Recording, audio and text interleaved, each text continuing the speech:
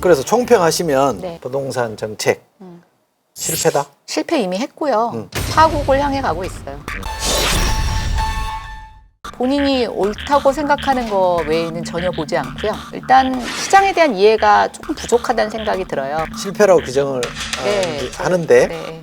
핵심적인 이유가 뭐예요? 왜 실패해요? 결과론적으로 가격이 너무 폭등했어요. 처음엔 아마 강남, 다주택자들이 아마 정책의 포커싱이었을 것 같아요. 지금은 다주택자들뿐만이 아니라 최근에 이제 전월세 가격이 급등을 하면서 세입자들도 굉장히 고통을 겪고 있어요. 정책의 성공이냐 실패냐라는 것은 정책의 수혜 대상자들이 수혜가 있어야 되는데 지금 집 가진 사람 없는 사람 다 불행하니까 당연히 정책 실패라고. 집값이 오르면 네. 집 가진 사람들은 좋지 않아요? 이철희 의원님 집 있으세요? 네. 집값이 오르면 좋으세요? 나빠요? 그게 자기 집만 오를 때 좋고요. 어. 자기 집은 요만큼 오르는데 남의 집은 이만큼 상대적으로 오르면 평가한다? 그럼요. 일단 집을 팔아서 이사를 갈 수가 없으니까. 예, 그래서 집값이 오른다고 해서 모든 사람들이 행복해지는 건 아니고요. 지금 문재인 정부가 보유세를 높이고 있어요. 양도세도 많이 물리고 있으니까 돈을 많이 버는 것 같지만 팔고 나면 얼마가 안 남고. 실패의 기준은 부동산 값이 폭등을 했으니까 네, 네. 이건 실패다라고 보는데 그럼 실패의 이유는 뭐예요? 저는 한 3가지 정도로 생각을 하는데 시장에 대한 무지, 결과론적으로 보니까 무능해요. 무리수가 너무 많아요. 무리? 정책에. 산문에? 네, 산무에. 일단 부동산 시장 기능에 대한 아주 왜곡된 믿음이 있어요.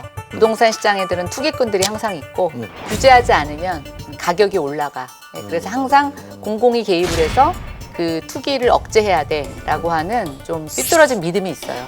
부동산 시장이 완벽하다고 저도 생각하지는 않아요. 그러나 시장 자체의 기능이 있고 실수요자와 투기 수요자가 명확하게 구분이 안 돼요. 그러니까 그 부동산 시장의 어떤 작동 법칙에 대한 그쵸? 이해가 잘못됐다. 전혀 이해가 없는 거죠. 근데 계신 손재현 교수라는 네, 네. 분이 투기 부동산을 이렇게 속아내서 규제를 하면 잡을 수 있다. 이런 걸 박정희 패러다임이라고 표현을 했더만요. 네네.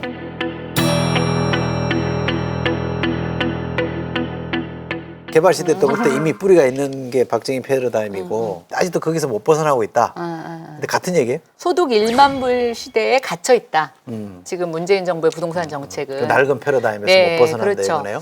근데 사실은 투기 이 세력이 부동산가를 끌어올린 것도 맞잖아요. 물론 한두 명이 분명히 시장을 교란시키는 게 있어요. 근데 국토부가 그거 발각하는 걸 포기한 것 같아요. 전세 끼고 집 사지? 너 다 투기꾼이야. 너 갭 투자꾼이야.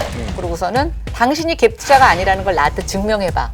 그러는 게 이번에 6.17 대책이에요. 공무원들 직무유기라고 생각해요. 그러다 보니까 이제 실수요자들한테 피해가 갔고 그렇죠. 그 사람들의 분노가 지금 표출된 거다. 네, 그리고 규제 중심이라든가 세금 중심의 정책은 항상 강한 자들은 버텨요. 그런데 약한 자들이 먼저 떨어져 나오게 돼 있기 때문에 이게 이제 실수요자와 서민을 보호한다고 하지만 결과는 반대로 나오는 거죠. 특히 이 정부 들어서 지금 핀셋 규제라는 걸 하는데 풍선 효과라는 게 일어나요. 그 규제를 안 받는 대로 돈이 쫙 몰려가는 거죠. 이번엔 김포 파주냐는 풍선 효과 우려가 또 나옵니다. 실제 한강 신도시 한 아파트 84제곱미터형이 지난 4, 5월 2달 동안 17건의 거래가 신고됐는데 최근 사흘 만에 확인된 거래만 25건이나 됩니다. 실질적으로 규제의 결과는 우리가 주거 이동에 제약이 생겼어요. 내 맘대로 집을 팔 수가 없어요. 그리고 내가 원하는 지역에 가서 집을 살 수가 없어요. 이게 뭐냐고요. 저는 이 문제를 해결 안 하면 지금 너무나 올라버린 집값 때문에 우리 경제에 굉장히 부담이 될 거라고 생각해요.